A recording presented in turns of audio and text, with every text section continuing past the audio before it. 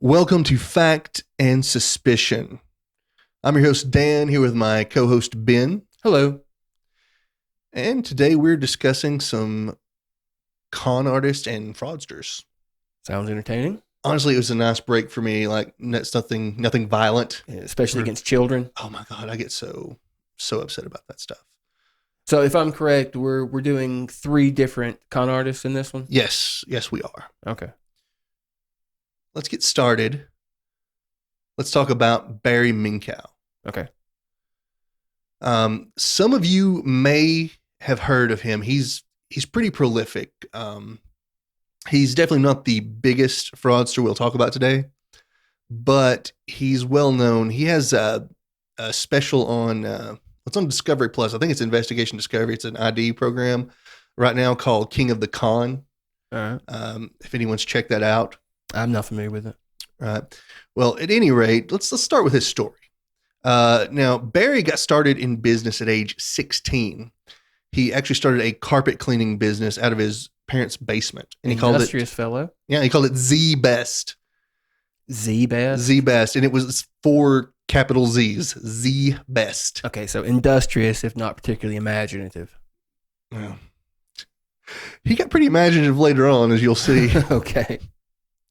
At any rate, he's a 16-year-old. He has a lot of difficulties with his business because he can't even really get a checking account because in the state of California, where he lived, you can't sign legally binding documents until you're 18. Would his parents not do it for him? Well, this was all his business, you know. So, I mean, he was running the payroll and everything. I really don't know how involved his parents were, but he was having issues with it. His business was struggling as well. I imagine, you know, as a 16-year-old, you have trouble figuring out, you know, how much money should go into this for a budget, go into that, you know, how you pay your employees. I can't imagine trying to juggle that at 16. No, and this guy had employees. It's not just, you know, this is not just him going cleaning carpet, right? Right. So he actually started stealing money from his grandmother's jewelry box. Excuse me. Somebody stole jewelry. He actually started stealing jewelry from his grandmother and selling it in order to pay some of his expenses. Stand-up guy. Yeah, and I think that gives us some insight into where this is heading in the future. Yeah. Like if you will steal from your own grandmother, right? Like, he ain't worried about stealing from you. There were some interviews I watched. One with his sister, or his cousin. I really don't recall, but she said that their grandmother complained about that till her dying day that he had stolen that jewelry from her. He also started kiting checks. I'm not sure what that is. I wasn't really sure what that was either. I had to look into it. Now, apparently he was able to get some checking accounts. I guess his parents helped him co-sign with it or whatever. Mm-hmm. But basically what kiting checks is you write a check from one checking account to pay something, right? So you've got a bill, you pay it with this check, but you don't have enough money in that checking account to cover the bill, right? What you do is write a check from another checking account that also doesn't have enough money in it to deposit in this first checking account to cover that check. So you get a lot of time because they deposit that money and then have to clear it with the other bank and stuff like that. So it buys you time to come up with the money? Buys you time to come up with the money. And if you don't, you've pretty much got that first thing paid. You've overdrawn your checking account. Wow. So he was doing a lot of check kiting as well. Interesting. All right. Yeah, it's pretty interesting. And yeah, we didn't just give anyone any ideas. No, I'm assuming this is illegal. Yeah, it is. Though honestly, I'm not sure if you can still pull it off these days because of the way transactions go through. Probably instantly. Yeah, a lot of banks can do instant transactions now, so I don't know if it even worked anymore. That's a fair point. This was the 80s, so things were a bit different. Some other things he was doing to start making ends meet here, pay the bills. He actually started making some fraudulent money orders. He staged fake break-ins. When you say that do you mean he was like counterfeiting them? So actually, this is something I watched in one of the documentaries. Mm-hmm. Apparently, a guy at the store, or I'm not sure where it was, who's buying the money orders, could have been the post office, mm-hmm. actually left him alone with the machine that they made money orders with. Back then, it wasn't a computer; it looked kind of like a little typewriter that puts indentions in the paper with dies. Mm-hmm. He left him alone with it, and Barry just made up several money orders to pay bills. I mean, that's as good as cash. Yeah, it really is, and I'm not even sure how who has to pay that out. You'd think it would come out of the store's accounts or something. I don't know, but I'm sure they have to account for every one. Yeah, it has to come from somewhere. But yeah, he made some fraudulent money orders that way to pay some of his bills. He was paying employees with those. But don't those have very specific tracking numbers on them? Can't you easily figure out which ones were fraudulent? I would say so. But I mean, you could at least figure out which store they came from. Surely. But it doesn't mean that the store knows which ones were fraudulent, how much money they got for which money orders, right? Mm. Or the post office, wherever it actually was he was getting them. He also, outside of those, he was staging fake break-ins to commit insurance fraud. Wait, pretending to break into his own home? Business. Well, yeah, though I don't know exactly what was getting stolen. But, reporting something stolen, getting insurance payouts. You said break-ins. He did this multiple times? Over the course of his business, yes, he did. I don't know when he was 16 how many he did. Seems like there's only a set number of times you could get away with that. Perhaps. Hey, I'm not the con artist here. So. He was also committing credit card fraud by overcharging some of his customers. Lovely. Yeah, and was it just a few dollars here and there, or did he go big? Oh, he went big. One lady in particular was charged $600 extra. Oh my God, 611, I think she said. And I mean, that's something you'd notice. Why would he take money that they would notice?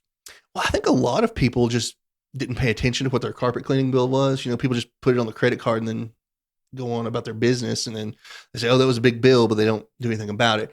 I mean, they can report it to the credit card company and try to get the money back, but he's getting some cash flow in the meantime, right, to pay his expenses.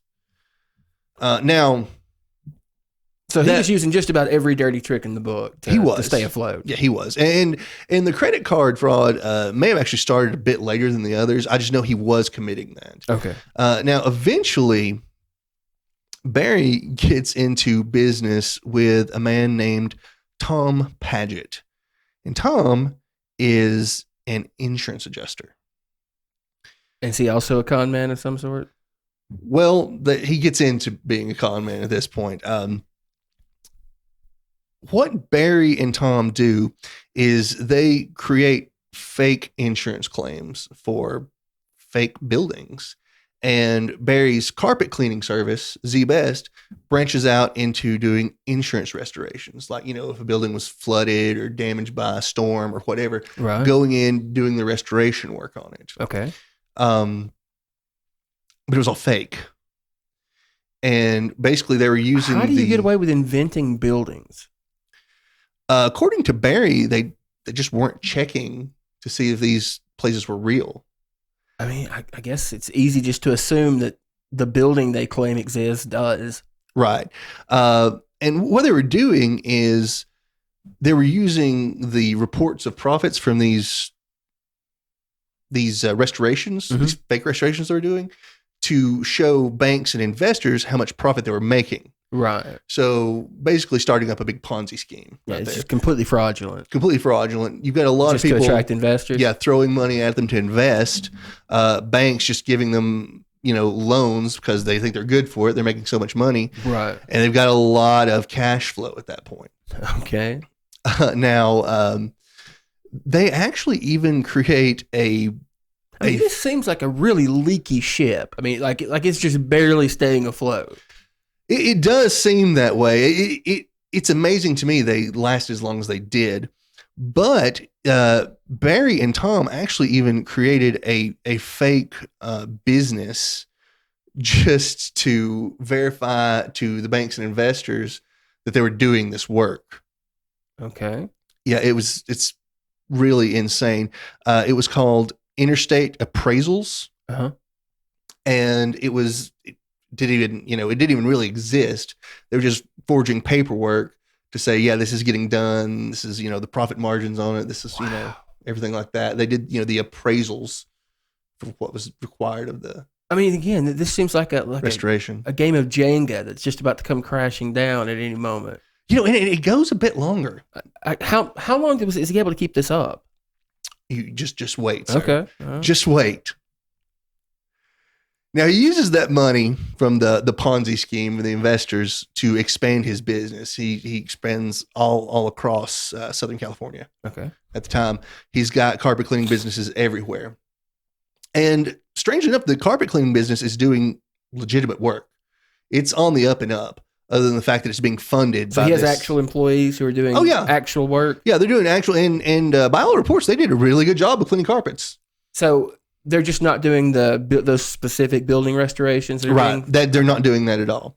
Now, obviously, there was some credit card fraud against I guess that helps sell the scheme too, right? If you actually got legitimate employees. Yeah, you've got legitimate employees and people can see the work you've done, but however, they don't see the work you've done on the restorations. Right, because it was never done. Right, but they know your businesses exist. They have all this proof of everything else. They're really not looking for fraud in this particular case, right?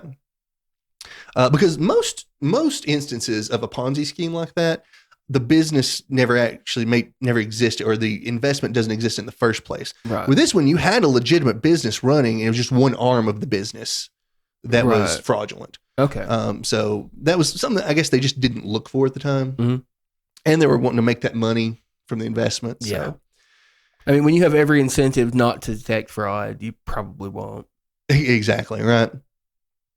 So at this point, Barry's wanting to go back legitimate, right? He wants to get out of this Ponzi scheme with the investments, but he can't afford to. He can't afford to get out of all the investments and loans. So he's wanting to go completely legit. He is. He's wanting to get out of it because he knows that's a leaky ship. Right. And they come up with a plan to come up with the money. I'm sure this should be good. This is going to blow your mind that they had the balls to do this. 1986 is 1 year after he graduates high school, right? Okay. He decides to take the company public. Wait, 1 year after he graduated high school? Yeah. And he's taking this company with all of these holes and quick schemes to stay afloat public. Yep. And they have to go through all kinds of, red tape and jumping through hoops just to get this done. There are, investigators, I guess you call them, that come out to just, verify your business and everything like that. Make sure the buildings you're cleaning actually exist. Well, they didn't check buildings to make sure they existed. But one thing they had to do is they had to rent several floors of office space to create a place for interstate appraisal services. So the illusion of an office? So the illusion of an office, just so these people could go to interstate appraisal. Well, did they hire fake employees to like a fake receptionist? I honestly don't know about that. How do you pull that off? He may have used some of his other... Man, that sounds like something out of a television show. Right. Well, he may have used some of his other employees from... It really does, doesn't it? Yeah. Like I don't know how to describe it. It seems more like from a cartoon almost, right? Like just pull the wool over somebody's eyes. He may have used some of his employees from ZBest to go in there and work for a few days. They may have not had any idea it seems like anyone that he brought in would have to be in on the plot, right? Maybe I don't know how that worked, but I do know he couldn't risk someone saying, "Yeah, we just set up here yesterday." Right, exactly. But I do know they rented fake office space for it. Really, that's exciting. Commitment. I'll give him that. But yeah, his plan is to make enough money from the IPO to get out from under the Ponzi scheme. Right. But he doesn't really. He's an instant millionaire as soon as it goes public. The stock does really well, but he still doesn't have enough to fix all the issues. No, he didn't. He didn't have the cash to buy out of it. Apparently. Yeah, because the stock increase wouldn't be tangible cash he could spend. Right? Exactly. Yeah. Now they did sell a lot of stock, but apparently it just wasn't. It just doesn't have anything liquid. Yeah. Well, no. They there was enough sales of stock in the IPO that there was liquid, funding coming in, but apparently it just wasn't enough for him to get out from under all these, investors and loans.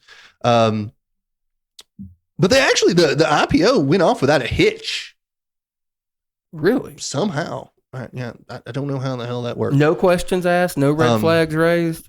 I mean, they investigated them, but they wanted this IPO to go through because it looked like it was going to make a bunch of money. Right. This actually became like the 5th or 6th most popular stock on NASDAQ after a while. Okay. By 1987, the company is worth $280 million. Jesus. Well, and I think part of the problem with that is once your company is worth more, the investments are worth more too, right? Right. So it's harder to get from under it. So he's looking for another plan to get out of the Ponzi scheme. Okay. So to do that, he needs to pay off everyone that's invested thus far, right? Mm-hmm. Yeah. He needs to pay them off. Okay. And it's going to be a lot of money. Do you have any idea what the value of that is? I have no idea. I never got the exact numbers on what. But we're talking probably millions of dollars. Definitely millions at this point, right? Because the company's worth $280 million at this point. Right. But there is another company called KeyServe that's also a carpet cleaning company. Mm-hmm. And they have a contract with Sears to clean the carpet in all the Sears stores. So, like the department stores, Sears? Okay, yeah. Just making sure. And that's a big contract. There's a lot of especially money, then. A lot of cash flow. So they work out a merger with KeyServe. Okay. And they're trying to put everything together for this merger to go through. Okay. And while that's about to go through, it's in the news and everything, right? It's big news. This local company's gotten so big. Right. Do you remember that $611 credit card fraud I was telling you about? Oh, dear Lord. Well, that woman held a grudge. Did she now? She did. Can't say that I blame her. And she never got her money back on it. A lot of people got their money back from that credit card fraud, but she never did. And she was still angry about it. So she went to the media with the credit card fraud right while this deal was. Did this start some sort of avalanche of investigations into him? It started a huge avalanche. And everything... just fell apart. Of all the millions of dollars of fraud he had committed, it was a $600 overcharge to a credit card that got busted. There's some poetic justice. Yeah, it really is, isn't there? And I know, like, that woman was thrilled. Oh, it had to have been. Like, that is. I hope she got her money back. Did she? I'm not sure. I'm assuming she did at that point because there were lawsuits and everything then. But basically, the credit card fraud is discovered. Stock prices just plummet because this is all over the news, right? Yep. When the stock prices plummet, the banks call the loans. Oh. And he can't cover them. And everything just crumbled, It was estimated in the end that 90% of this company's profits were fake. 90%? Yeah, it's from that fake insurance fraud. Again, I mean, I don't know a lot about the stock market and how this works. It is beyond me how with 90% fake profits, you could be that successful. Well, it's all on paper, like really what investors want to see is that you're making these profits. They don't really want to see your cash flows all the time. They're just looking at your statements where you've done all these restorations and gotten all this money from it. And a lot of times they never look at your cash flows to try to corroborate that. They just see your earnings reports and they go with that. Now, did he see jail time over this? Yeah, he really did. He was convicted of racketeering, embezzlement, mail fraud, money laundering, securities fraud, and tax evasion. Oh, you mean during this entire time he wasn't properly paying his taxes either? Apparently not. That's surprising. So he was sentenced to 25 years, but he only actually served 11 of it. He was released early. Something to note is that while he was in prison, he became a born-again Christian. Oh. The Jewish businessman became a born-again Christian. And he put his past of fraud behind him? Yeah. He found religion and put that behind him. He actually did courses through Liberty University so that he could become a pastor. Wow, seems like he's really turned his life around there, Dan. Yeah, he's doing so well. Now, he got out of jail in 1995. Okay. And started working as a pastor. He wrote a book called Clean Sweep that was about his scam. Mm-hmm. Now, all the profits to that really were going to, pay back his debts from the fraud, the scam. Right. Yeah. But he does eventually start the Fraud Discovery Institute. It's like a former fraudster knows how to detect those things. So he goes into business, finding fraud in different places. I guess you use the skills you have, right? Yeah, right. Exactly. So was he investigating fraud, or was he just teaching courses on how it? He was investigating. He was actually investigating it. People would come to him with reports of fraud or what they thought might be fraud. He'd investigate it, get to the bottom of it. Okay. Because he knew what it looked like, right? Well, it's good to see a story end with a clean slate. Well, that's not the end. Oh shit. Yeah. So let's fast forward up to 2009. Well, now I don't like where this is going, Dan. Actually, I think you might really like it when we get to the end of this. Okay.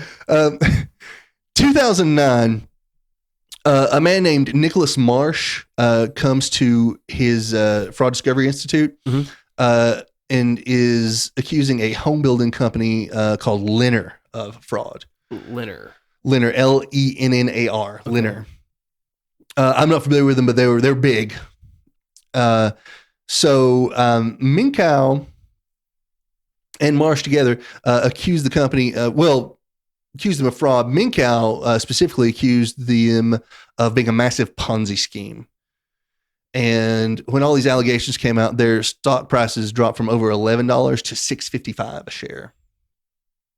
So he came to him to investigate this company? Yeah. Okay. Now, Lennar filed an anti-libel suit against both Marsh and Minkow because obviously their allegations destroyed their stock prices, right?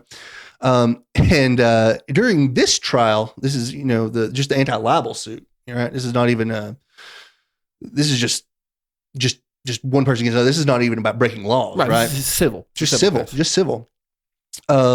It was found out that Minkow forged documents to, fake their fraud. Wait, so now he was accusing other people of fraud and faking documents? Yeah.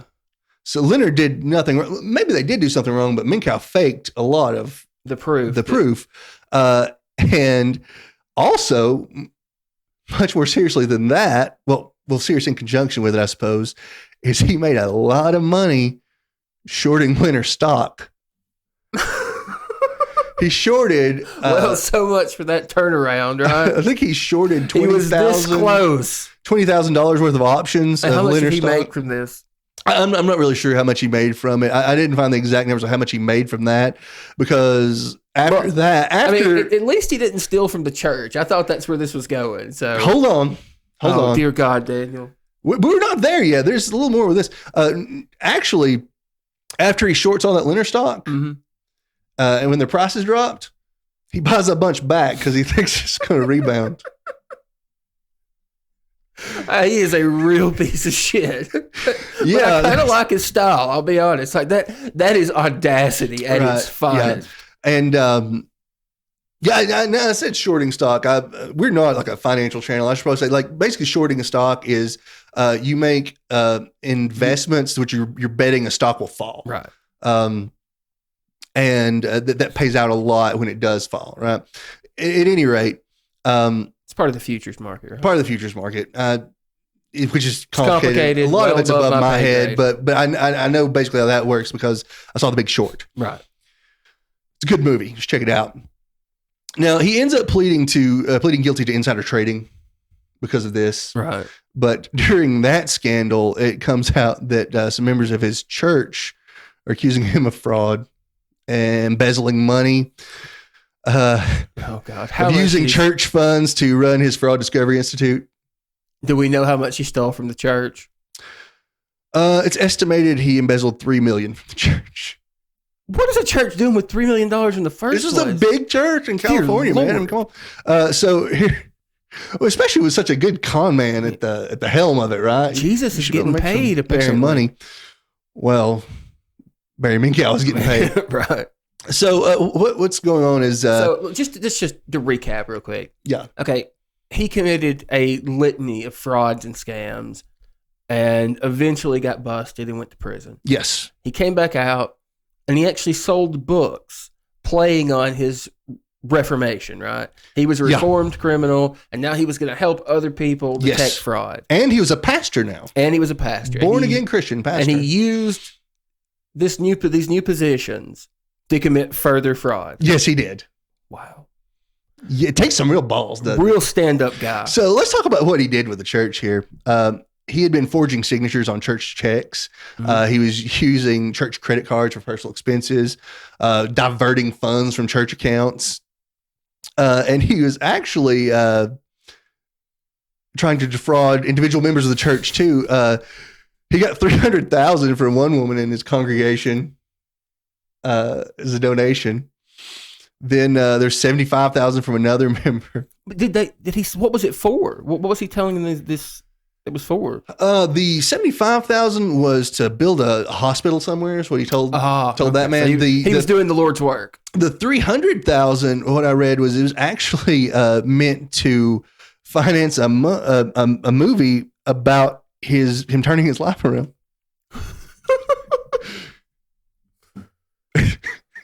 Okay.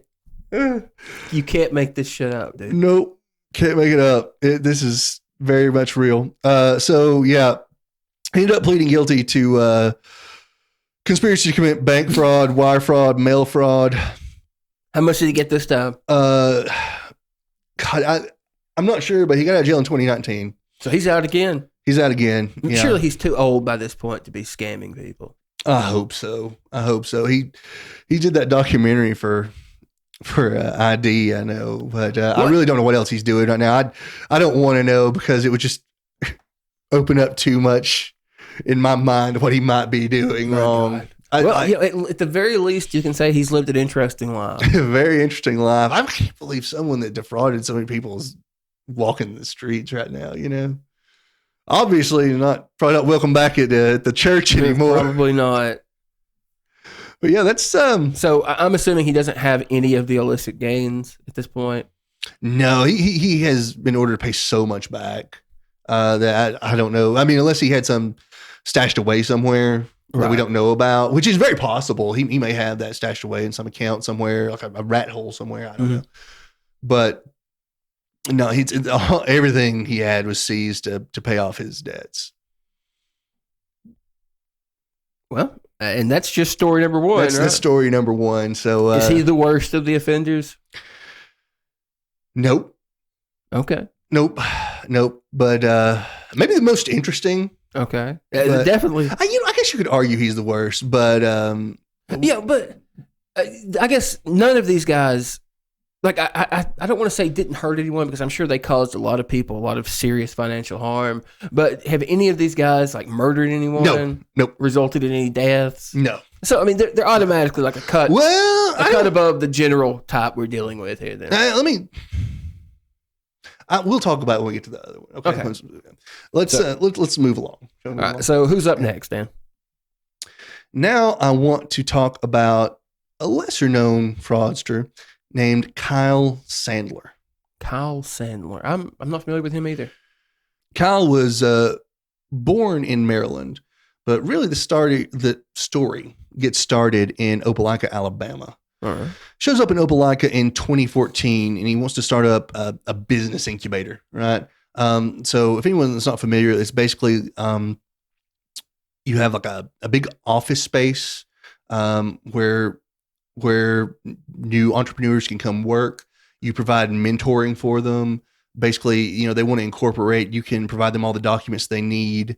You can teach them about business, stuff like that. So you said a business incubator? Incubator, yeah. Oh, I guess that makes sense. I can see the now parallels. The reason he chose Opelika is because Opelika was the first city in Alabama to get gigabit internet. Mm-hmm. And I guess it was also, it's not a small town, but it's not a big city either, right? And he probably knew that people here weren't used to big businessmen, right? I'm guessing. I mean, I've been to Opelika. They're probably still not.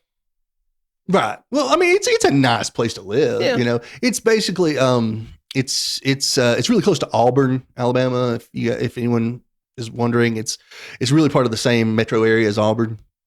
But At any rate, he calls his incubator the Roundhouse, and he actually got the city council to give them their first year of the gigabit internet for free. Uh-huh. Which, yeah, it's pretty good little. Is that just sort of an enticement to get a new business there? Yeah. I guess he's pitching it to the city council, and they wanted his business there, right? Now, he claimed to have been one of the early Google employees. He claimed to be? Okay. And he said he made a lot of money from Google, and that's where he got his money to get into these startups and everything. And so he was pretending to be much wealthier than he was. Yeah, this man was not wealthy at all. Okay. He was broke, but he pretended to be a millionaire. And he also said that he'd had some other startups and made really good exits from them. Just he sold them off. Yeah, at the right point and made a lot of money. But nobody in Opelika ever tried to verify any of that. They just believed him. All right. Because you know what? I mean, it's a small town. You're not used to people breezing in and telling a bunch of lies about this stuff. Right. Especially this guy that seems to know what he's talking about. Now, what he does is he starts going around town and getting investors. I think he's selling one share of stock for about $10,000. Okay. Yeah. One share? One share. At the time, there's probably, there weren't supposed to be so many shares to be splits later on. Right. So that's what you have to assume. And so that was just the buying price for the and he talks it investment. Up, man. He talks it up, and he's targeting older people that had money, but they really didn't know anything about tech. Right. It sounded like a good investment, So he convinced them this was going to be some sort of like huge tech startup. Yeah. In Opelika, Alabama. Yeah, it's going to be a huge deal.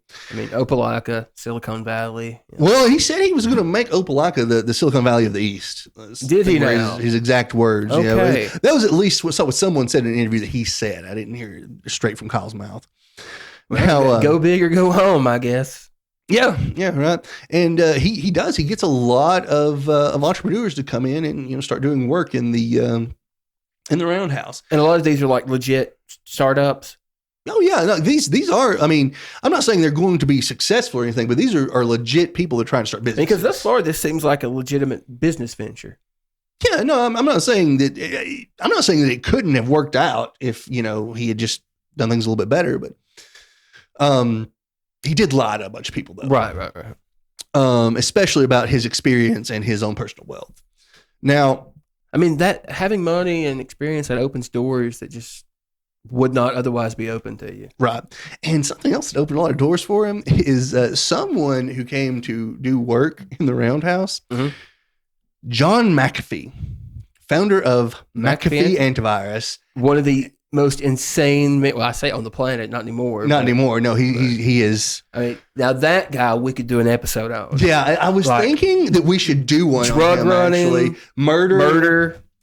Yeah. John Mcafee is quite the character. Libertarian presidential candidate. Yeah, and according to Kyle, he says he actually gave him the idea to run for president. My God.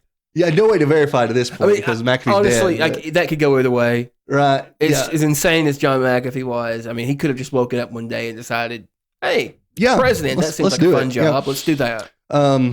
So yeah, I'm glad she did a good job in introducing McAfee because I had written down here eccentric, pretty crazy. Eccentric. That's one word for it.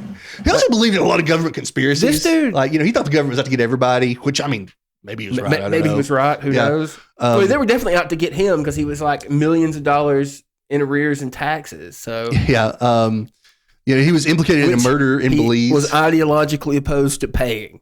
Yeah, he definitely was. When Tennessee was actually trying to extradite him back to the States from Spain in order, on his tax evasion charges, when he killed himself in a Spanish jail cell. That's what happened to John McAfee. Killed himself. Yeah. I mean, he probably really did. This isn't Epstein. Let's not get into the Epstein theories. At any rate, it seems like John McAfee actually gave him more credibility, even though I'm not sure that he should have. I mean, think about it. Like, what year was this?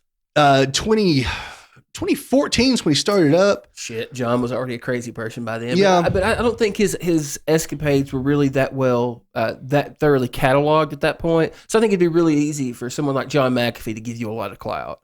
Yeah, no, I would say so. And, John McAfee is actually working on a business at the Roundhouse. Then he starts up his presidential campaign while he's in Opelika, basically running it from the Roundhouse as well. That's the best thing that ever happened to this guy. Yeah. Yeah, no, it was a big deal. It was a big deal for the Roundhouse. And he was getting a lot more investors. So, right. It was estimated by prosecutors later on that he had solicited more than $1.8 million in investments. Jesus. And was that considered fraudulent? Well, yeah, because it was built on lies. False pretenses, yeah. Now, the city of Opelika actually created a Kyle Sandler Day as well. I'm assuming this is before they discovered the fraud? Oh, yeah, definitely before. Hey, give me 1 second. I can't see my damn scroll bar here. I mean, unless it's like a day where they all just get together, just go like spit on the ground or something. Maybe they do that now. I don't know. But that would be a good idea. Maybe he brought this joke won't work. Sorry. I can't say that. Okay. I was going to say maybe he brought the town back together and they could make a statue of him, kind of like the boll weevil in Enterprise. I can see that. Enterprise, Alabama is a town. Like I can see why you didn't tell the joke. No, but I want to tell them because there's actually something really interesting about this. The Enterprise, Alabama is this town, the entire South back in the early 1900s, they grew cotton and the economy was decimated by the boll weevil. It's a bug that kills cotton plants, right? So Enterprise credited this boll weevil with allowing them to diversify their economy, start growing peanuts and other crops and stuff. And now they sort of I won't say they worship the boll weevil, but they have a big statue in the middle of the town of the boll weevil, right? They love this boll weevil. So there's a McDonald's in Enterprise that just put out a Ronald McDonald / boll weevil statue. It's like a boll weevil dressed up like Ronald McDonald, and it's creepy as hell. I don't even know what to say to that. Yeah, it is insane. It's McWeevil. Anyway, you can cut that out if you want to, but I thought it was pretty interesting. McWeevil. Okay. No, I think I'll keep the McWeevil. Yeah, well, you should put a picture of that in, man, if you I'll find it. And because that thing is creepy. I would not pull into that McDonald's if I didn't know what was going on right there. It's weird. So at any rate, they created the Kyle Sandler Day, but didn't deserve it. But his prized inventor at the Roundhouse was not McAfee. It's this 13-year-old kid named Taylor Rosenthal. Okay. And Taylor... Please tell me he doesn't exploit the brilliance of a 13-year-old kid. I'm not going to say the kid was really brilliant. I mean, the kid had some good ideas, but the idea was he just convincing the kid that he had good ideas? Well, I mean, it wasn't a bad idea, but he was convincing the kid that the idea was amazing when it wasn't, it wasn't what he was billing it to be, right? Right. So Taylor comes up with an idea for a vending machine for first aid supplies, basically. But it really was a new idea at the time. These things existed already. Oh, did they? Okay. But Kyle is like making a big deal of this. He came up with this revolutionary new idea, right? That, like Six Flags was going to buy a bunch of these units to, vend, first aid stuff. If, somebody needed first aid at the park or something like that. Seems to me if you need first aid at a Six Flags, it's probably going to be a little worse than some cuts and bruises. Well, I mean, you could fall and scrape your knee or something, but I suppose so. I'm thinking like bigger. Yeah. Now that's making me think about that horrific video. Yeah, let's not talk about that. Let's not get into that. Yeah. Whew. That was sad. That was hard to watch. Yeah, I didn't want to get onto the subject of something happened to kids in this one, so let's go back to this. But at any rate, and he got a lot of media attention for this, right? He was saying this is going to be a big multi-million-dollar invention. He called the company RecMed. And Kyle gets him a lot of media attention. He gets a lot of attention online with social media. Mm-hmm. And the news stations start picking this up and reporting on this this new, local 13-year-old kid that's the next up-and-coming entrepreneur. And it just takes off because it's a good story. Oh, yeah, of course. Right? That's the kind of things that media outlets eat up, man. Puff pieces on young kids. And suddenly, he's getting national attention. Does that mean a lot of investment capital too? To the Roundhouse.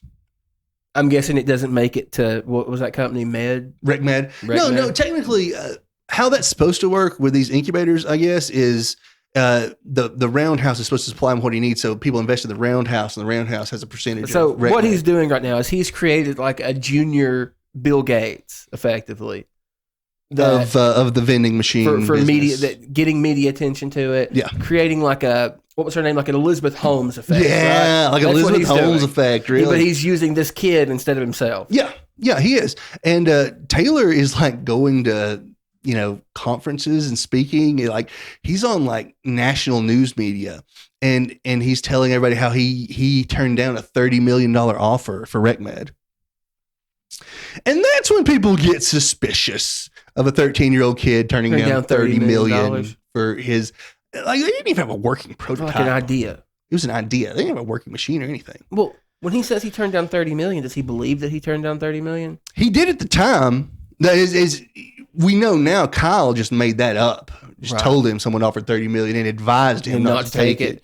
Yeah, and Taylor was saying on the news that his magic number is $50 million. That's what he'd take for it. Right. Yeah. But the media loved for Taylor. An idea without even a working prototype. Yep, exactly. Now, like I said, people get suspicious. Yeah. And obviously Kyle had fabricated that. I mean, obviously now. People didn't know it at the time. But moving on there, people are already suspicious, right? And in 2016, Kyle opens up a second roundhouse in Mobile, Alabama. Okay. And he starts spending a lot of time there and away from Opelika. Okay. Wonder why. Yeah. It coincidentally comes at the same time that the investors starting to have a lot of questions for him. He just happened to be somewhere else at the time. Yeah, because he hasn't made any profits yet. No profits yet on the roundhouse. Even with all the media attention he got for the kid, they didn't reckon a lot of money for the company. Well, I mean, investments. Like usually when you get that sort of attention, you're getting investments. Yeah, but you're not getting profits. Investments are profit, right? Okay, fair enough. It's basically, again, this is working like a Ponzi scheme kind of, right? You're getting investments, but there's no money coming in. Now, I will say for an incubator like that, you usually don't expect money to come in that early unless, Yeah, because you have to have, a business has to have an idea. Yeah, get out there. You have to get started, right? Yeah. To actually start making profit. Like that seems like a long-term business model. But from what I can understand, he really didn't explain that to his small-town investors that way. He wanted money now, so he convinced them they were going to get money quickly. Yeah, exactly. And they're having questions like, you haven't shown any profits. No money has come in. So while he started this new one in Mobile, has the media attention around this, the new Wonderkin, has that died down some? No, Taylor's still getting attention, but but the problem is that just you have people asking questions, and a lot of that is being suspicious that they didn't take the $30 million. Yeah. For RecMed, because that would have paid those investors a lot of money. Right. Now, I didn't think about that. They had to be really upset that they turned down $30 million. Yeah, I would be. Right. Now, eventually, Kyle just says, you know what? I'm going to buy everybody out. I'm going to buy all the investors. Okay. Because he's a wealthy businessman, right? Right. He can do that. And he says, that's what wealthy businessmen do, sir. He says what he has to do is he has to wait for his annuity that year because he put all his money from Google in an annuity and he got $1 million every year from it because he didn't want to risk just blowing through all of it. Okay. Seems reasonable. So they had to wait for the date his annuity would come through so he get his $1 million, he could buy everybody out. Okay. Well, that day keeps getting closer and closer. And let's just, to repeat, right, to make sure everybody's caught up here, there is no Google money, right? He made that up, the whole. Complete fabrication. He never worked for Google. Okay. So it's reasonable to suspect there is no Google annuity. No Google annuity either. Okay. He actually fabricated a document showing all his investments for the annuity to show to a couple of his like higher up employees. Right.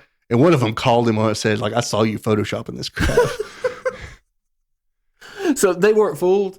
Well, not at that point because they saw it. And that's really when it starts to come out that this is not working.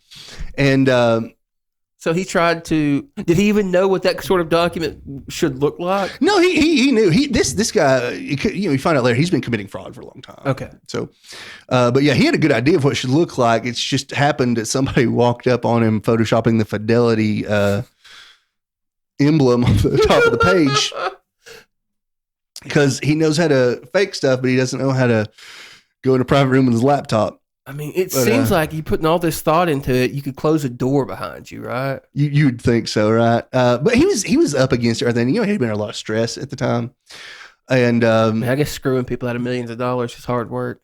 Well, when they're coming after you for their money, it is. Yeah. And so Kyle, you know, after that, he basically comes in to the roundhouse and tells everybody, "I'm shutting it down. You know, there's no more money. I don't have money to run this anymore."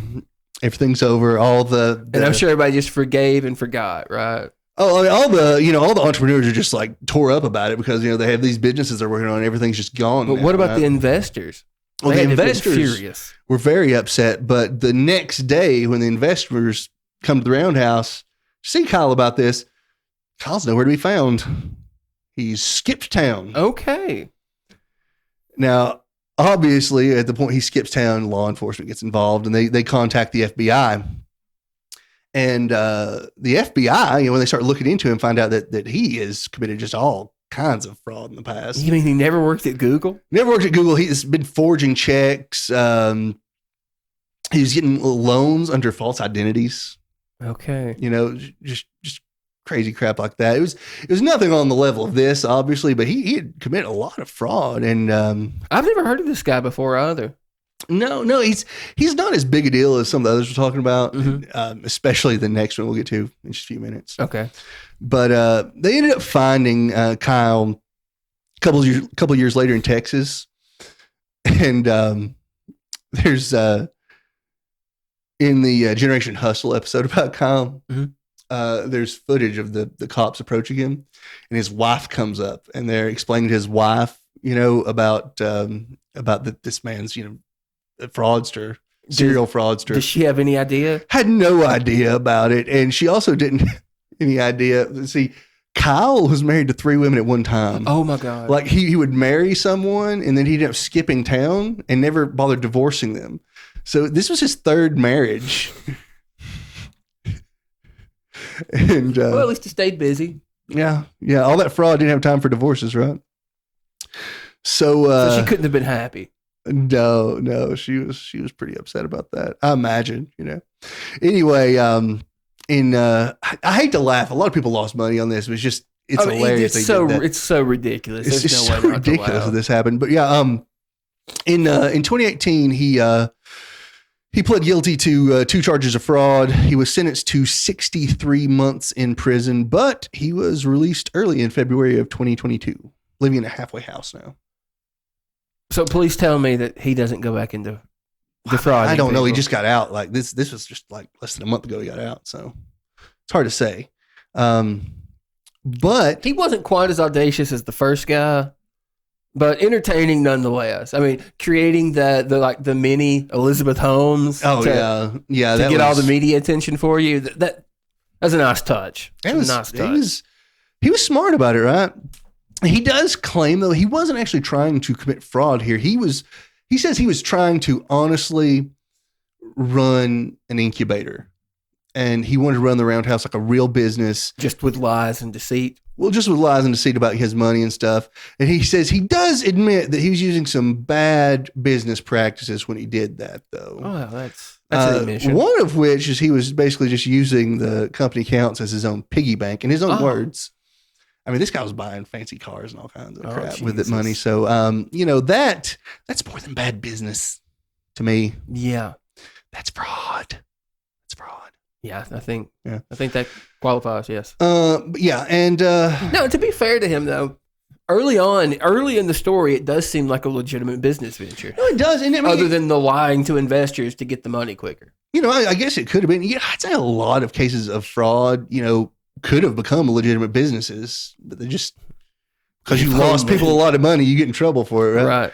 Right. But you can't lie to people about this stuff. Now, one final note I'd like to add about this is there were multiple people in that they were interviewed for the for the Generation Hustle episode. They said that they should have known because his favorite show was American Greed. He just watched it all the time.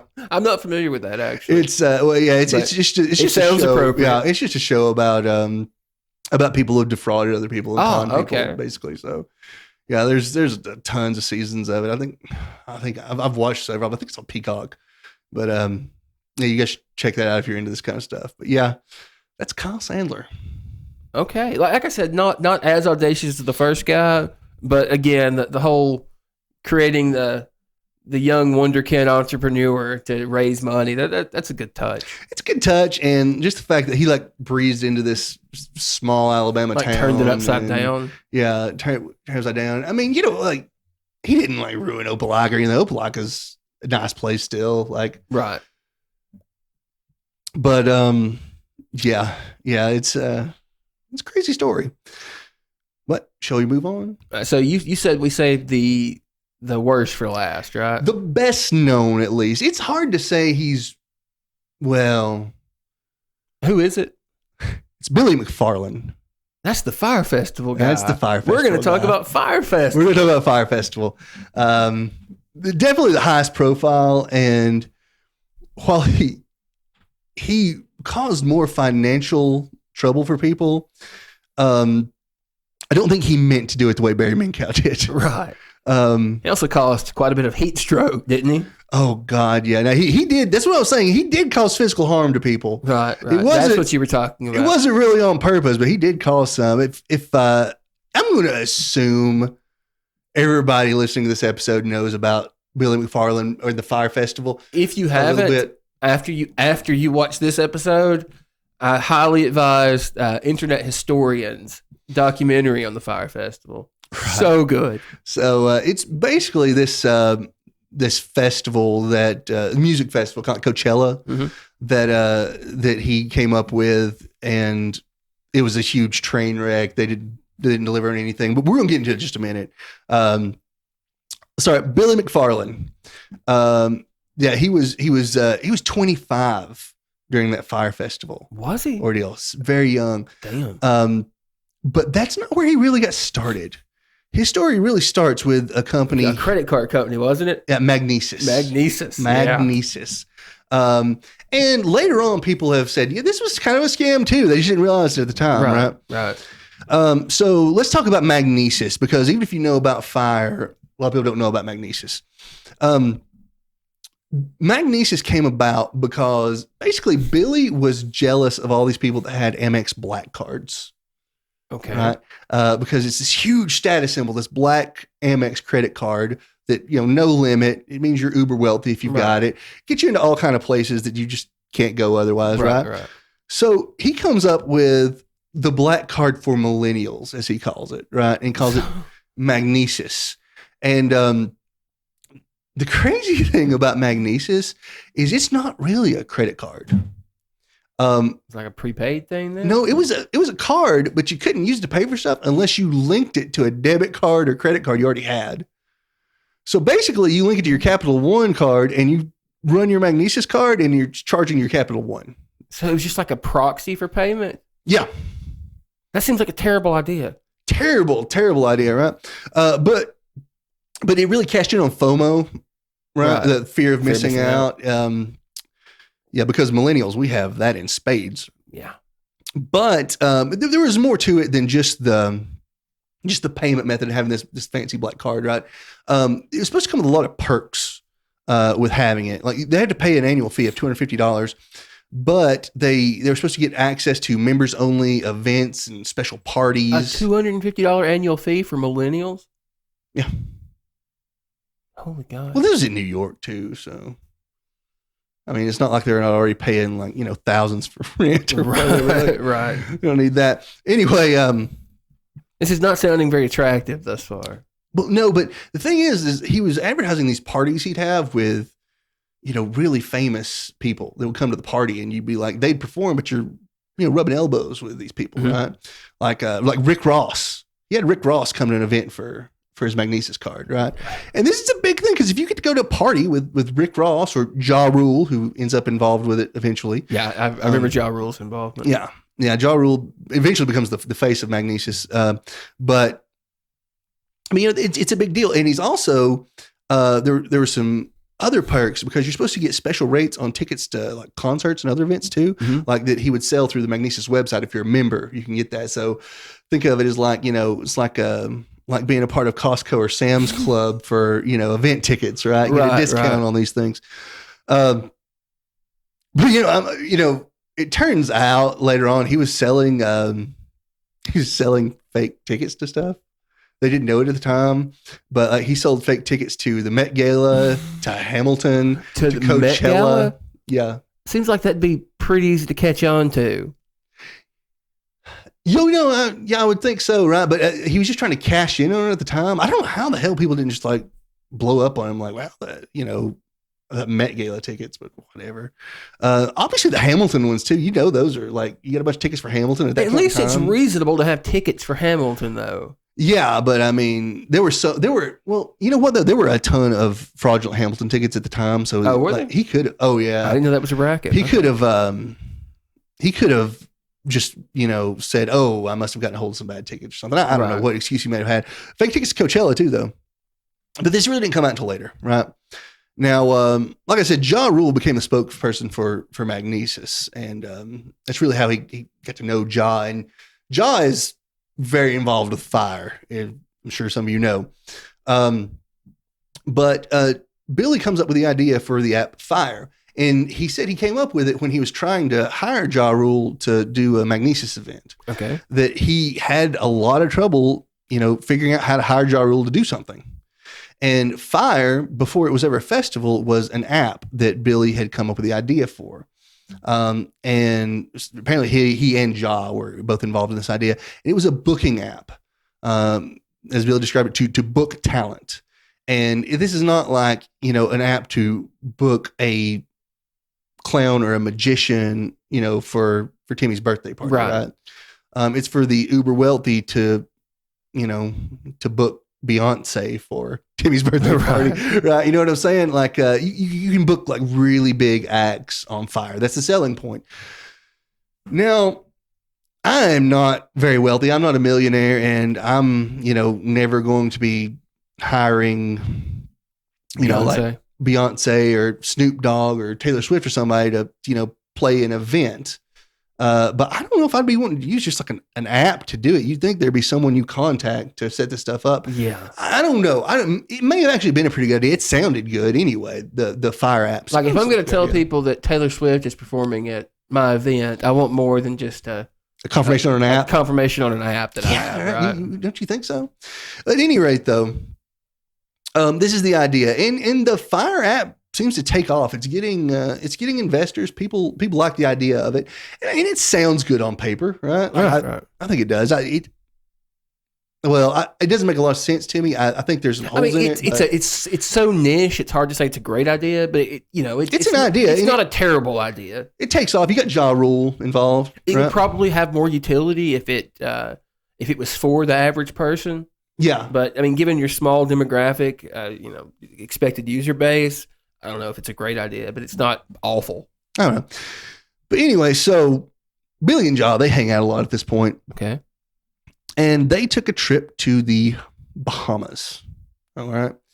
And this is while they're working on the Fire project. And while they're in the Bahamas, they visit an island called Norman's Key. And they just love this island. It's a great place. It's not a very big island. Great beaches. It's a great place. And they come up with the idea this would be the perfect place for a luxury music festival like Coachella. And they come up with this idea to have a festival. Really, it's just to promote their Fire app is the idea at the time. Right. The Fire Festival. And they inquire, with the owners of the island if they can, lease this island for the festival. And they're planning it for about 6 months out at the time, right? And they're like, yeah. But as it turns out, this island at one point belonged to a high-ranking member of Pablo Escobar's cartel. Mm-hmm.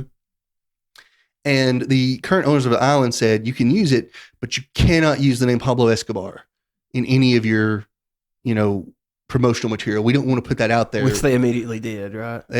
That's exactly what they did. So what they do to advertise this is they they hire a bunch of supermodels, including Bella Hadid. So you know how expensive she is, right? Yeah.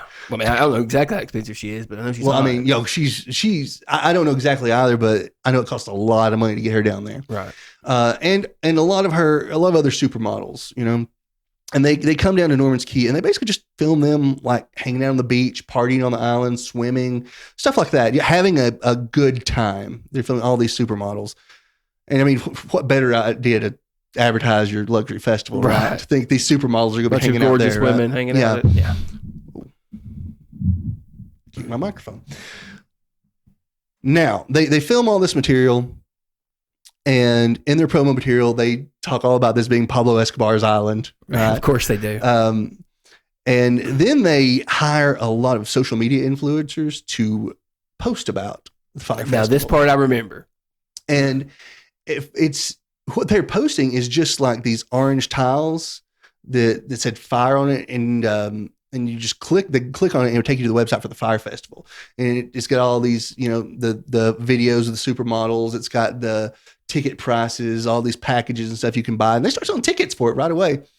And, about that time, the owners of the island see all this material and they are furious. Understandably. Because they don't want the attention about this being Pablo Escobar's island, right? We had one rule. Yeah, one rule, and you broke it.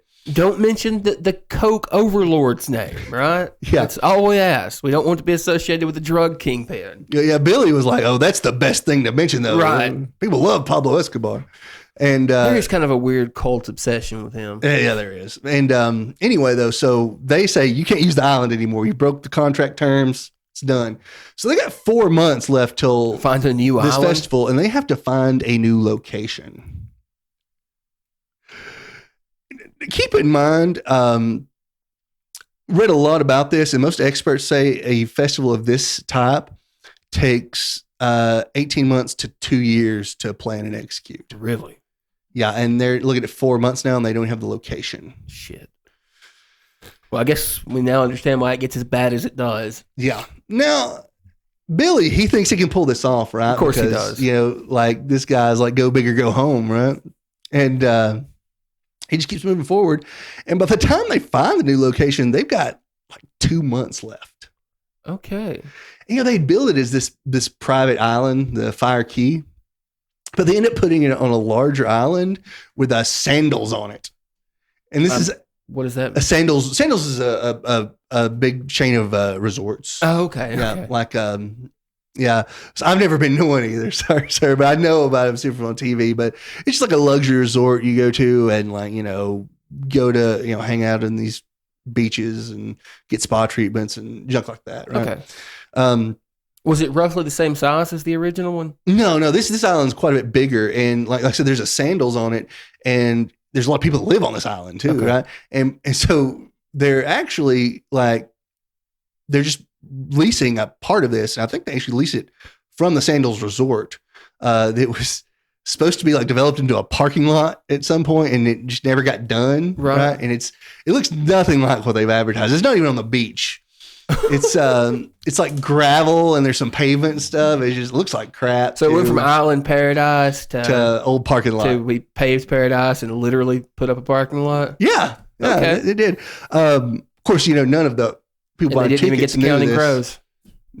No, they didn't. They didn't even book Counting Crows apparently.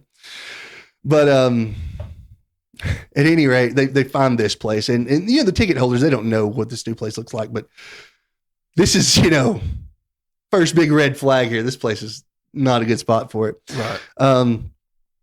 But again, it's not going to be possible to do this, right? You have to think, you have to build an infrastructure for this kind of thing. Like right? the logistics alone for planning something like this. And they're selling private villas on the website, like tickets to the festival, and you stay in private villas as well, right? So they sold a lot. Do they at least have access to the things that they're selling? Oh God, no, they haven't even been built or anything. Okay. Yeah, so they were selling general admission tickets at first, and I think it was $1,000. Just to be clear, he's selling lodging that has yet to be built. Yeah. Mm-hmm. Okay. Yep. And has 2 months to do it. So again, they sold a bunch of general admission tickets, just general admission to the festival, to the show and stuff. And those were going for $1,000. But Billy realized, I can't finance this thing. I can't pay for everything by people just buying $1,000 tickets. Right. So suddenly general admission is sold out. Like, who's ever heard of general admission getting sold out before everything else? Yeah. Whatever though. And they start selling these packages for your private villas. Right. Okay. And these cost like $25,000 to buy one of these tickets. Dear Right. God. There was one package I saw in one of the documentaries. There's several documentaries about this. That was, over $250,000 for this ticket package for the private villa. It was a larger private villa that several people could stay in. But yeah, $250,000. Lord. Yeah. And again, it didn't exist. Didn't exist. And, they have to build all this stuff. And not just that, they need power. They need water. You have to run power and water to all this stuff. You have to build bathroom facilities, and they're building luxury bathrooms, right? For the Turns event. out to be a bunch of porta potties. It did. Yeah, it did. Gourmet food. You have to build these kitchens, food venues. You have to build all of that, I loved how the gourmet food turned out. Yeah. That was iconic, really, which we'll get into in just a second. And it's not possible. And Billy cannot stop himself. He's got money from investors. He thinks this is going to be the next Coachella. He thinks it's going to be the biggest music festival ever. So he's just delusional. He's completely delusional. So we've got like 2 months until the festival, and nothing's built. and he has none of these buildings that he's selling. No access to are infrastructure. built. They have no water or electricity. No. They've booked acts. They've booked some acts, and they apparently hadn't paid them yet. So they're realizing we're not going to get all these private villas built. They've built some. They're working on it.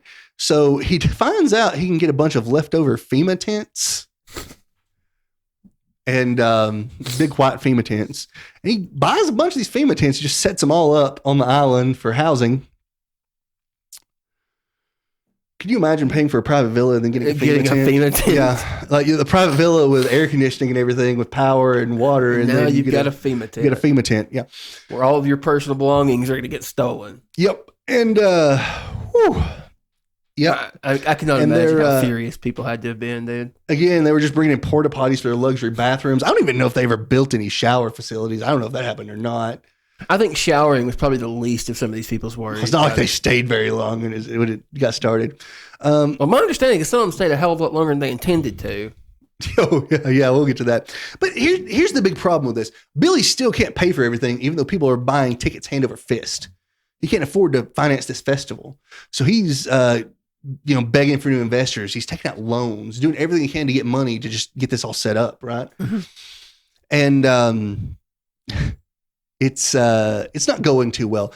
He starts overvaluing the Fire app, trying to get more investors, saying that it's doing like millions of dollars in bookings, and really it's only done like 57,000. Okay, which there's fraud right there. That's a huge lie. He's also was lying about how much he was worth personally. Like he was creating documents showing that he had all these Facebook shares and all these other investments. And he didn't have that. He wasn't worth anything like that. So it gave these people a really false sense of security they're investing in. So he was doing all this just in a panic, trying to get the necessary funds to pull this off, right? Because clock's a ticking. Yeah. How much time does he have at this point? Well, it's hard to say because this is happening over the 2 months, right?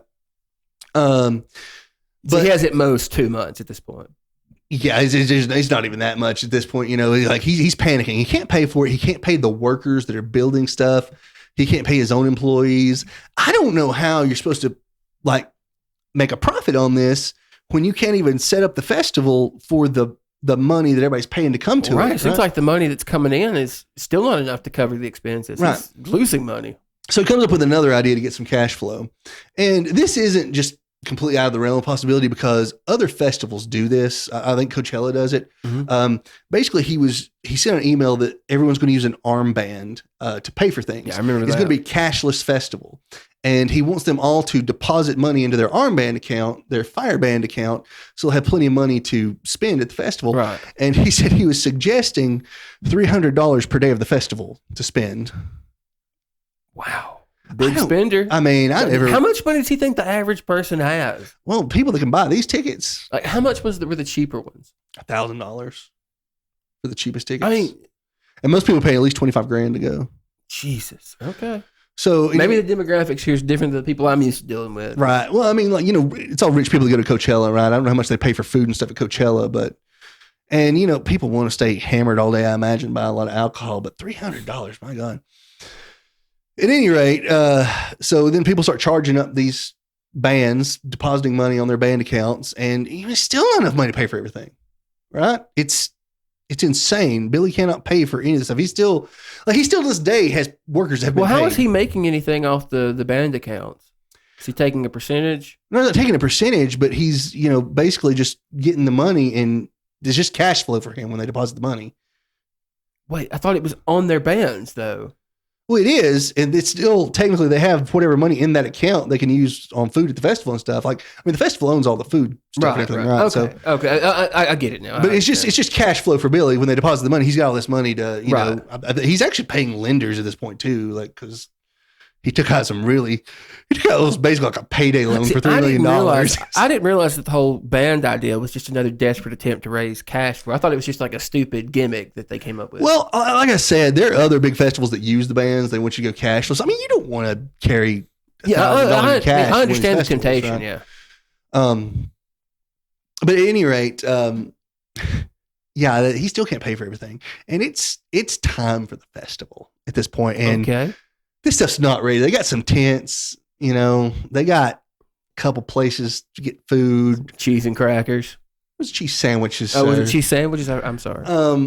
They've got tons of liquor, but they didn't. So these people are now starting to pour into this Knot Island. Well, yeah. A tropical resort. Yes. And the night before, Blink-182 drops out. The night before the festival's supposed to start, because they haven't been paid. None of these acts have been paid. Jesus. And Blink-182 did they publicly say that when they dropped out, that they hadn't been paid yet? I don't think they announced why, but I think all the other bands knew that they hadn't been paid either when Blink-182 dropped out, and then other bands started dropping out too. Started a cascading effect. Yeah. I don't think any of the bands ever actually tried to come to the island even, because once Blink-182 dropped out when they hadn't been paid anything.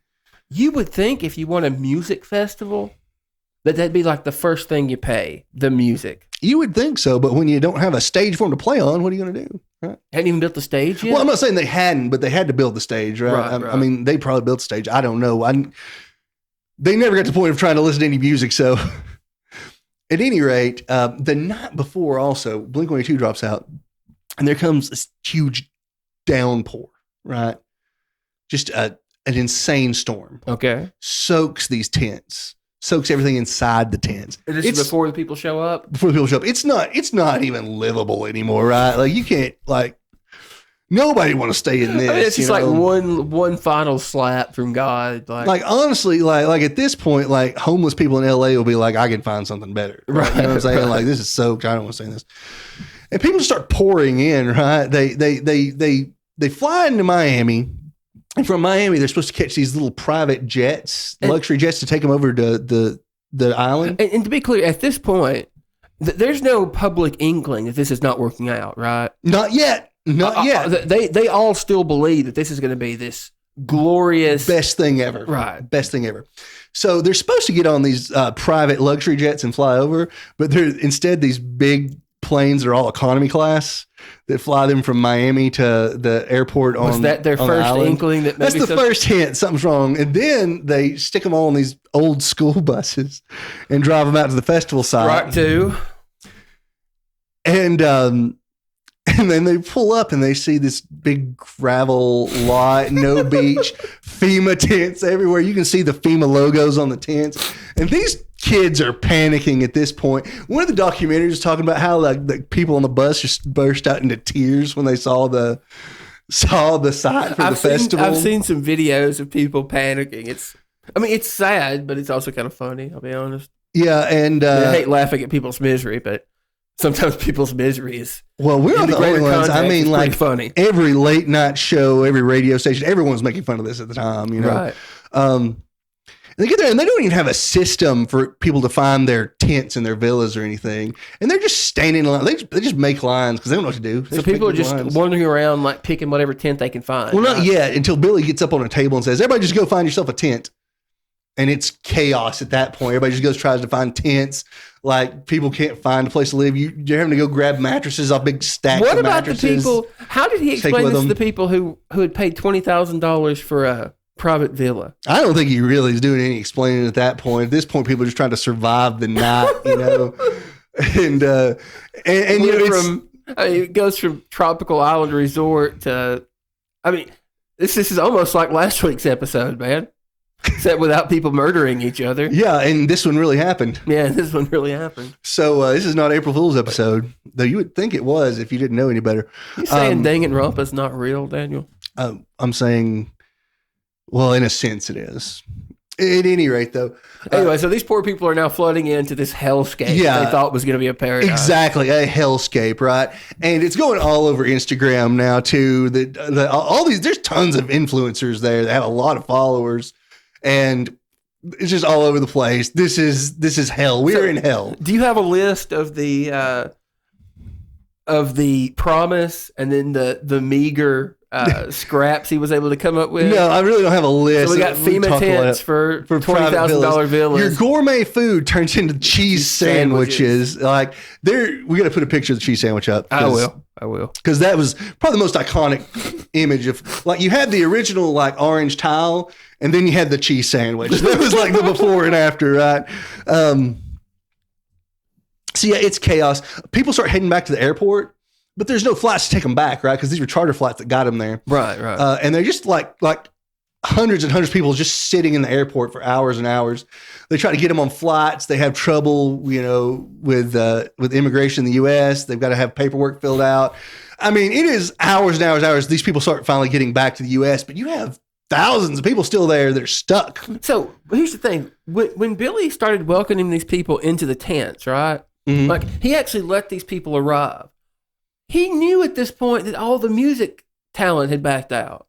Yeah, but at this point... why was he not saying, guys, it's over? Like, I don't know. Was he still so delusional that he thought he could pull this off? I mean, tons of his employees were telling him for like weeks in advance, cancel it now. It's not going to happen. Cancel it. But he's so far in with this, like, if he just can't even have the money to refund the tickets. Right. Like he's screwed, Like, he's got all these investors all over him. Like, what are you going to do? And that's basically what happens with fire fraud. Eventually, they get everybody off the island, but after torturing them for a couple days, and by the time they got off the island, they probably needed the FEMA tents. Right. Like, it was basically a FEMA situation. It was. This was. Too bad FEMA wasn't on hand, right? Needed more than the tents. Yeah, I mean, they need, like, the Coast Guard to go out there and rescue these people is what they needed to do, But I cannot wrap my head around this because he knew. He knew. He's picking these people up in rusty buses, knowing that it's over, right? Like, we have no music, we have no food, we have no infrastructure. Like, you would think at this point he would be like, look, I'm screwed, but at least I can tell these people not to come to this hellhole. Yeah, in the like torrential rainfall the night before, you think is a sign from God. Right. Stop it now, Bill. Yeah. Stop it now. And this was before people even boarded planes to get there, right? Mm-hmm. So he could have stopped it. Well, they may have boarded planes to Miami, but they had not left Miami at that point. They didn't. Can you imagine how furious you would be if you'd already gotten to Miami and then? Oh, that'd be terrible. And another thing to complicate that, I said there's a Sandals on that island, right? And there are hotels on the island, but this is the same week as their like big regatta on that island, which is huge there. So there's not a hotel room available anywhere. So even people with the money couldn't just get a room. They couldn't go get a room. Oh. And I'm sure a lot of people there just did not have the money to go get a room. No, it's after you spent $25,000 on a private villa, and then put $2,000 or $3,000, $4,000 on your band. I mean, do you want to have any more money? I mean, at least he didn't do something shameless, like put like a sign over the FEMA that said private villa or something. They probably would have if they had time. Probably would have covered it up with a fire logo or something. Right. But there's a story of it, and. So what I don't remember is he ended up going to prison for this. Yeah, and he's still in jail. In 2018 he pled guilty to 2 counts of wire fraud for this, and he was sentenced to 6 years. All they could get him on? Well, the fraud happened in the U.S., but like you have to understand, the festival was not in the United States. Right. It was in the Bahamas. Okay. Now, I think he's basically banned from ever going to the Bahamas again for the rest of his life. That seems reasonable. But yeah, he was sentenced 6 years in prison. He's still in there. As far as I know, he still has dreams of running another business. I mean, before he went to jail, he was planning on the next Fire Festival. Wait, he was already planning number 2? Yeah. He literally said in an interview, V1 has failed. No, Fire has failed. Fire is over, Billy. It's over. He really thought it was going to be a good idea to put that brand name out there again. Yeah. Like the name that is synonymous with the worst flop in history of a music festival. He thought he was just going to put a 2 next to that and everything was going to be okay. That's what he thought, I guess. I mean, after you torture all these people that come to your festival, they're still owed money for the tickets. They're still workers he didn't pay. They're like local day laborers he never paid, contractors he never paid. The one bright side I can say, it's not much for poor Billy, but one thing we can say is even after all this, it's still not nearly as vile as that, I forget what it was called, but that furry convention that went awry. Oh my God. Let's not even... That is not in the scope of our podcast, sir. I wouldn't even look it up. Yeah. Now, I do need to mention something. I feel ridiculous. Oh, it was Rainforest. Don't even mention it. You're going to mess up our algorithm talking about that junk. Let me get back to this. I feel ridiculous because I said, he pled guilty to wire fraud. Right. But I never explained what he was doing wire fraud with. I forgot. Basically, like vendors and stuff he owed money to, he was sending them confirmation sheets that he was wiring them money, but he never wired it. Right. And like he would mysteriously cut off the confirmation number, on the sheet he sent them. But that's what he did. He was faking wire fraud. Okay. So that's what we were able to get him on. But yeah.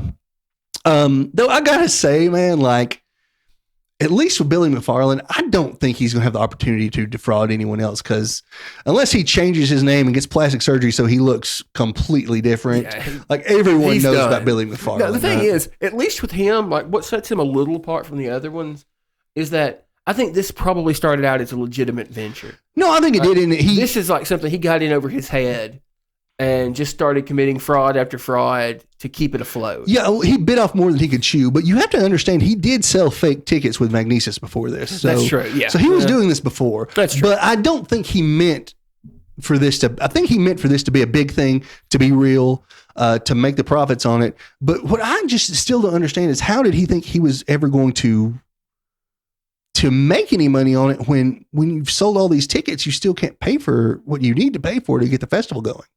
You can't pay the bands. You can't pay your workers. I mean, I think by the time he figured that out, they were screwed. I guess they were, but I don't know, man. I don't know what the guy was thinking. I guess he was just in so far over his head, he didn't know what to do. Poor planning all the way around, it seems like. I thought you were about to say poor Billy. No, not going to say that at all. Poor festival attendees, poor people that worked for Billy. Yeah. I hate to say poor investors because, they're uber wealthy anyway. I mean, I hate that they lost their money, but it's not nearly as bad as for the average ticket buyer. No, it's not nearly as bad as someone that paid $25,000 to go get a private villa and then they're FEMA tent. Stuck in a FEMA tent, which turns into like Lord of the Flies once they get there. Excuse me. But yeah, so that is the story of the Fire Festival, sir. I'm sure some of you already heard of that, but I hope you enjoyed our take on it. I've been wanting to talk about the Fire Festival for a while now. It is a fascinating story. Yeah, and maybe we can even come back to it later if there are any updates with what Billy's doing in the future. I hope nothing but hard time, to be honest with you. Well, he only sentenced to 6 years, and he'll get out early for something. Right? Yeah. If he had been, a poor person that had done this and defrauded a bunch of people, he would have been in there for like 40 years. Probably so. Somehow with these financial crimes, the richer you are coming into them, the less guilty you apparently are. Does seem to be the case sometimes. Mm-hmm. So I guess that's just about it. I mean, that was the last you prepared. That's the last one. That's the last of our 3 stories for today. We hope you guys like this format where we have multiple stories.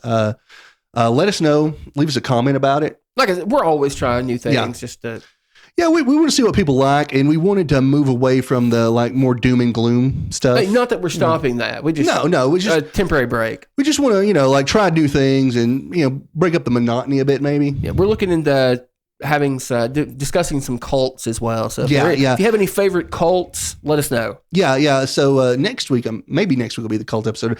Not sure. We may change something up, but look into it, guys. As always, if you like our content, leave us a comment. You can send us a feedback and email, factandsuspicion@gmail.com. You can find us on Twitter @andsuspicion. We'd appreciate it if you could like, subscribe, turn on your notifications, tell a friend, tell anybody about us, right? Leave us a review on iTunes or something, whatever you can do to interact with us. It helps us, and anybody you tell, it helps us. We appreciate all of you, and we will see you next week.